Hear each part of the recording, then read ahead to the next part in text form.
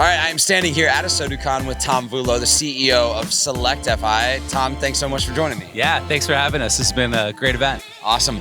So tell me, I always love to hear a good origin story and the problem that you saw or see still in the industry that you're looking to solve. Like, what's the why? Right. So about 12 years ago, when I started on the retail side, it was really simple.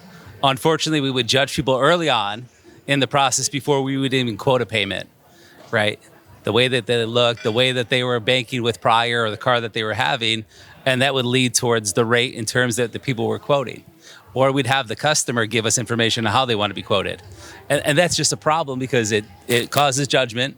There's a disparate towards lending, and also there's just this time crunch as well. So that's what we're trying to solve right now. What we do is we do self-pull integration, but we look at all three bureaus because there's outliers. 1 out of every 5 bureaus has a discrepancy. And then we sync up with every lender that the dealership has to quote a profitable payment to the dealer, so we're not consumer facing. We really just ask the customer for basic info.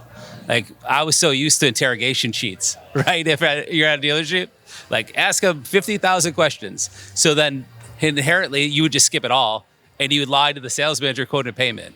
We just ask for name, address, that goes in the CRM, and then all that data goes into our system, and our AI functionality of predictive lending analyzes that person, the car they're buying, and every bank, so that we're not guessing what the payment's going to be because it's really just math. Yeah. So we want good salespeople and good humans at dealerships quoting payments. We just want to give them an engine behind it with really low friction.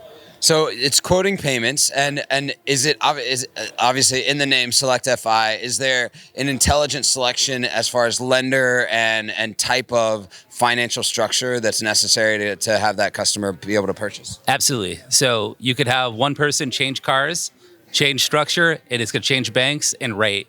So we look at every bureau and analyze the full bureau. We also display it so the customer, who is the dealership, not the person buying the car, can look at it. And then we look at every guideline that every lender the dealership has. And then we look at the structure. So our AI predictive lending could go through 150 data points per bank. So at some dealerships, we have 40 banks. It runs it all within 8 seconds. It's closed source. So we're actually not going to the lender until later. I mean, you could quote 100 cars a month and sell 20, right? Do that math. It's not good. So we have a short form application. And then once that's done, we can go back to the customer and go direct to the bank. And we have full integration with Dealer Track and Route 1. We want to give anybody the capability to send a deal to the bank. Make it simple and quick, right? No trading required is what we want.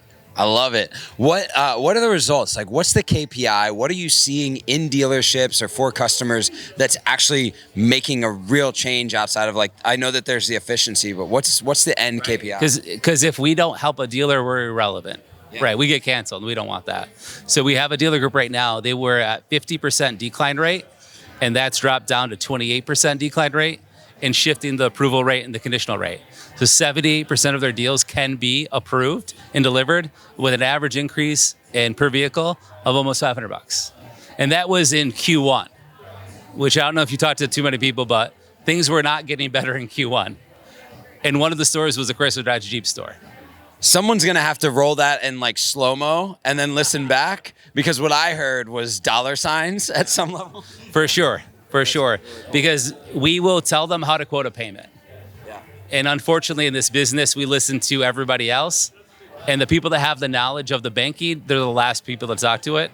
We just move them up funnel, right? So we'll tell you, you need $1,000 down, not zero. Because sometimes we get that as a salesperson will say to a customer, what do you want to put down? What do you want your payment to be?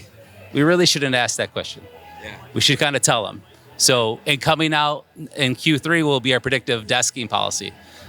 And we adhere to all NEDA policy. So when we work with a dealer, you tell us max markup, we program that in, and that's the first quote. So we treat everybody the same.